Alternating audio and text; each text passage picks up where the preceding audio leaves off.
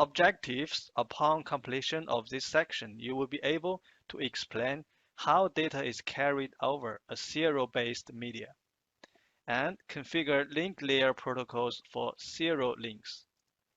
Okay, first, let's look at the serial signaling. In the serial signaling, which is in the serial port, we have two kinds of signaling. One is asynchronous, and the other one is synchronous. Okay, in asynchronous network, when we send the data, the sending unit is a byte, which means every time we can only send 1 byte of the data.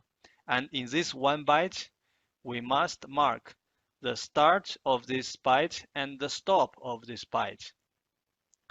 So in this kind of network, the start and the stop bits, it will have a lot of parts of this data. So which means it's not very efficient.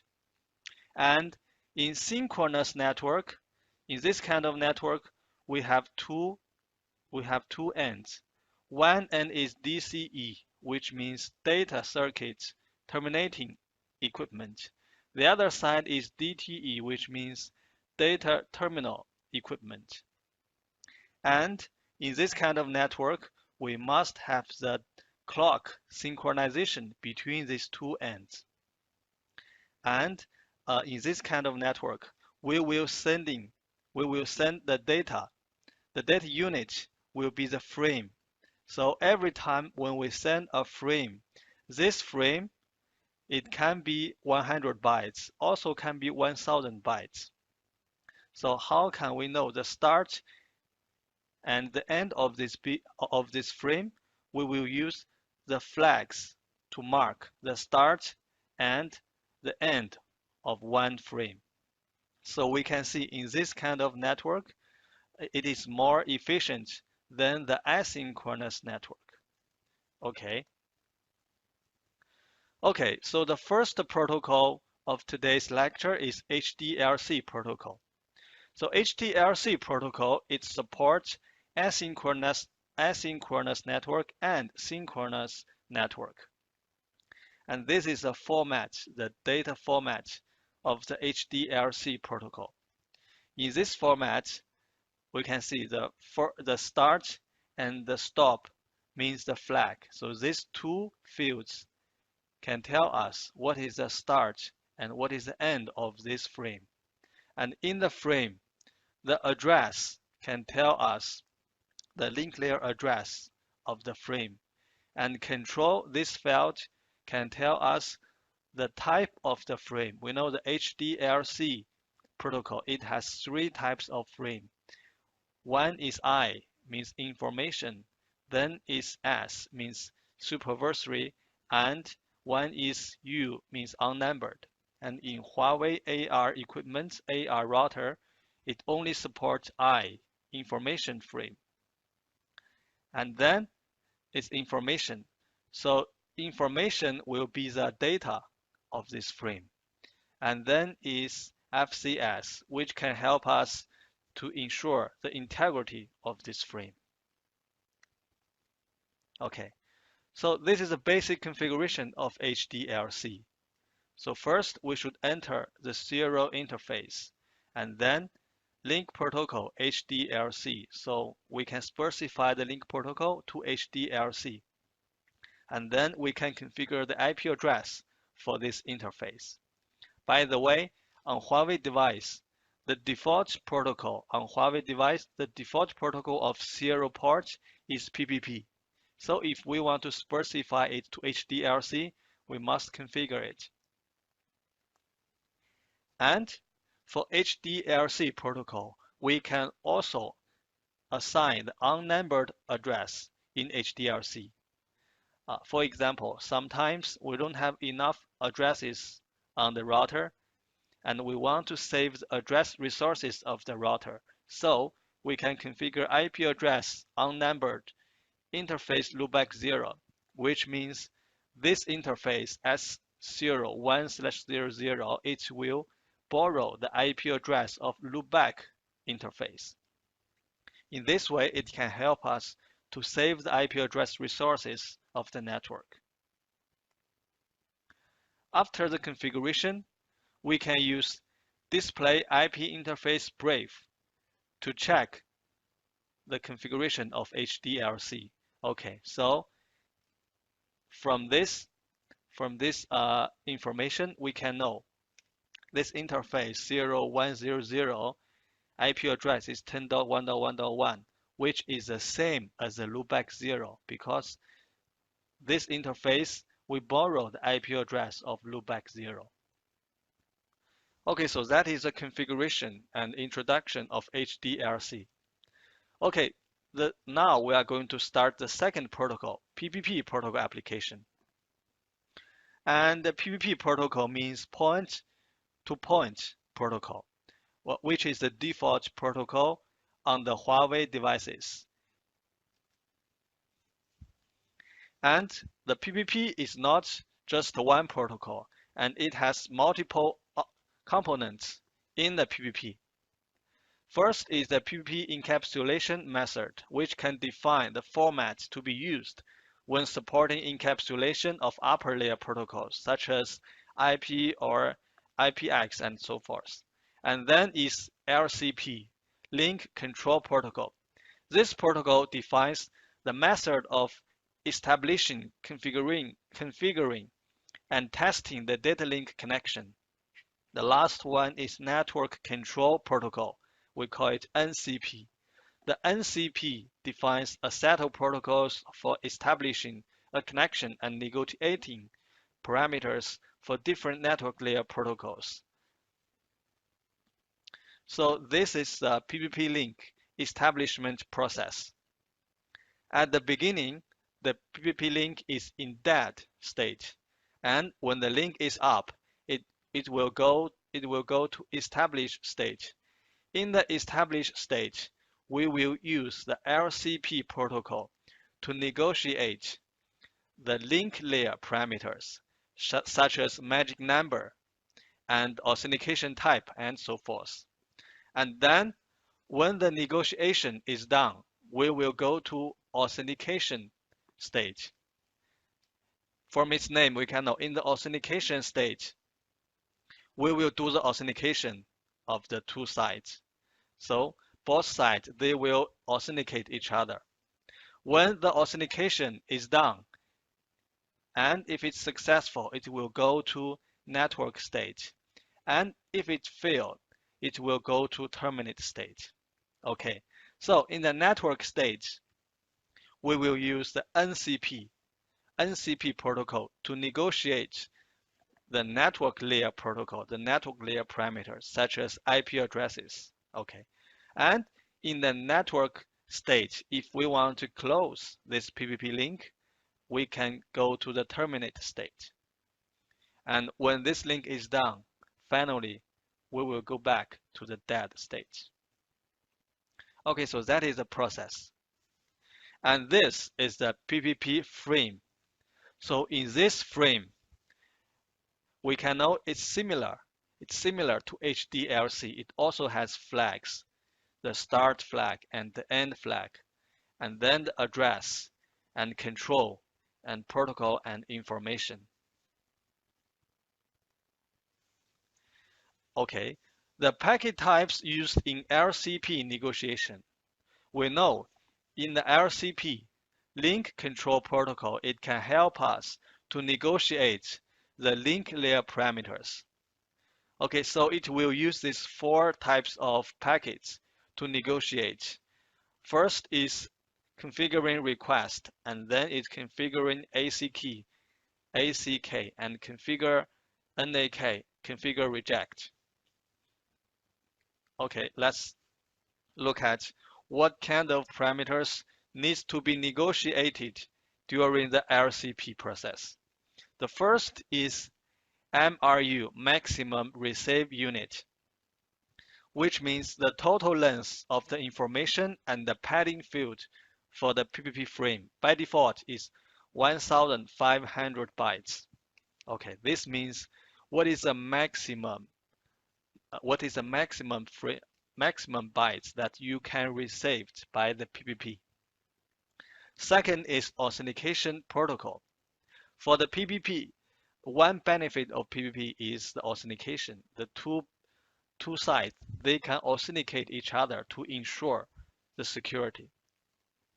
And by default, it's no authentication. And for the authentication protocol, we have two types. One is PAP, the other one is CHAP. Last one is magic number.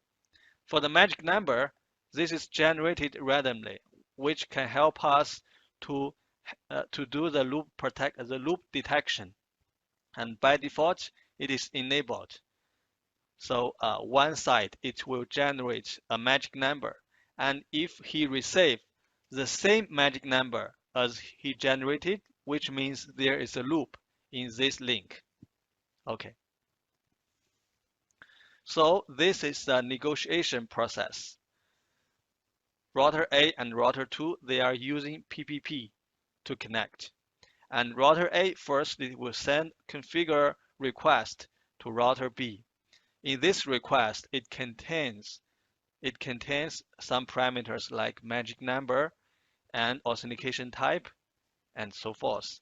And if router B accepts all of these parameters, it will send configure ACK to router A, which means the LCP process will be done. Okay, ACK acknowledgement means router B will completely accept all the parameters of router A. Okay, when router A send the configure request to router B, and at this time, the configure NCK are generated where parameters are recognized but not all are accepted. So at this time, router B will send configure NAK to router A. So at this time, router A will modify some of the parameters, then send the configure request again to router B until router B can accept all the parameters. The third situation is when router A sends some parameters and router B, which not all parameters are recognized by router B. For example, some parameters that router B cannot even recognize. So at this time, router B will send configure reject. It will tell router A, this parameter I cannot recognize. So at this time, router A, it will remove some unrecognized parameters and send configure request again to router A to router B. Okay, so now let's look at the PPP basic configuration. First, we enter the interface 0100, and then it's like HDLC. We can specify the link protocol to PPP, and then we can configure the IP address. And we know for the PPP authentication mode, we have two modes. One is PAP, the other is CHAP. Okay, for the PAP, the authentication is simple. One side, router B is authenticated and router A is authenticator. So router B, it will just send authentication request to router A. In the request, it will contain the username and password in plain text, which is not encrypted. And then router A receives the username and password. It will check the database, and if the username and password is correct, it will send authenticate ACK, which means this authentication is successful.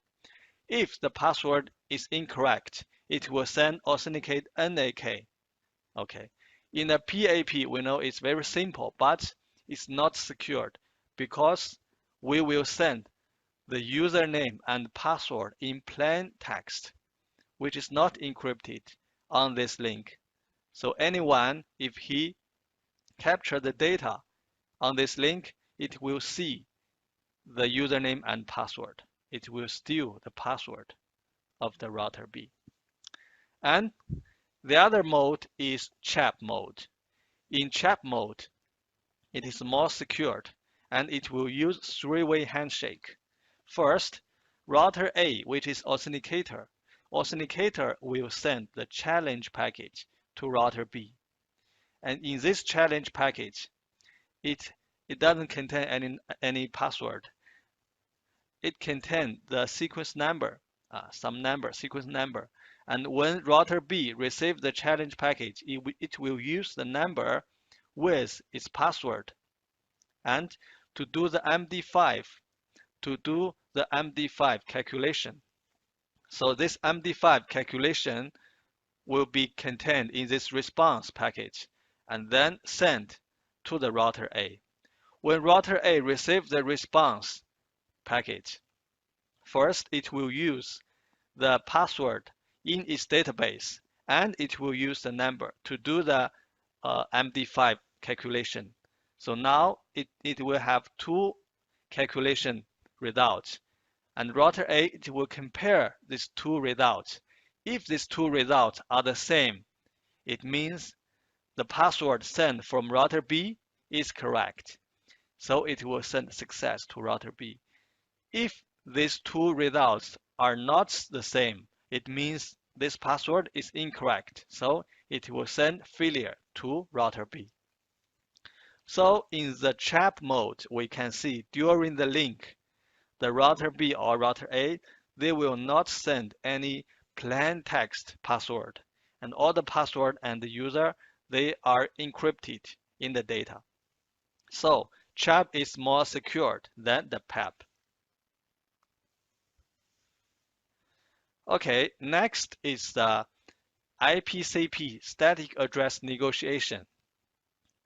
After the LCP process, we're going to go into the NCP process. In the NCP process, it depends on what kind of network layer protocol we are used. If we are using IP protocol, so the NCP protocol will be IPCP. So the IPCP will help us to negotiate the IP address of each other. Router A first, it will send IP address to router B, and router B send ACK. Then router B send IP address to router A, then router A send ACK. Why do we need to negotiate the IP address? Because if router A want to communicate with router B, they must have the route of each other. In the routing table, they must have the route of each other. So how do they learn the route? They will use the IPCP to learn, to negotiate the route, the IP address.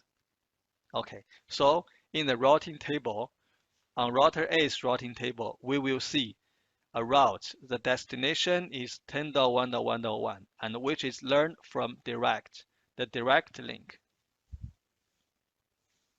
Okay, and sometimes the IPCP can also help us to obtain the IP address from the remote site. For example, on router A, we cannot configure IP address. So now on router B, we assign IP address to router A. The first is router A send request to router B, and in this request, the IP address is 0000, and then the router B will assign the IP address 10.1.1.1 to router A.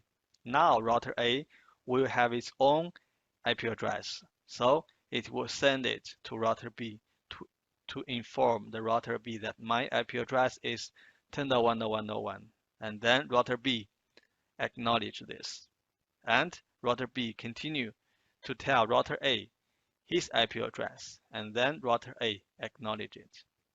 So that is the IP address negotiation of IPCP. Okay, the next is the configuration of PPP of PAP authentication. In PAP authentication, first is on the authenticator, router A. On router A, first we should enter the AAA and configure and create one user and the password. So this user is Huawei and password is Huawei 123. And then we can specify this user's service type to PPP. And next, we should enter the interface to specify the authentication mode to PAP mode. Okay, and on the other side, router B, which is authenticated. So in the interface 0100, and we configure the PPP PAP local user Huawei and password is Huawei123. After that, router A and router B, they can be authenticated. And then after the authentication, we can use the debugging PPP PAP OR to do the configuration validation. Next is the configuration of CHAP authentication. In the CHAP authentication on router A, which is authenticator, it's the same. First, we enter the AAA and create the user password and service type. And then we configure the mode, authentication mode, to CHAP mode. On the other side, on router B, the same. First, we enter the serial interface, and the PPP CHAP user is Huawei, and the CHAP password is Huawei123. After the configuration, we can also do the validation. We can use command debugging PPP CHAP OR to see finally the CHAP authentication is success. Okay, that is all of today's lecture. Okay, so let's look at some questions. Following a configuration request, what packet type is expected to be received before the PPP link layer can be successfully established? And the other question, which protocol is used to perform the negotiation of IP addresses and during which phase is this negotiated? So you can think about these questions.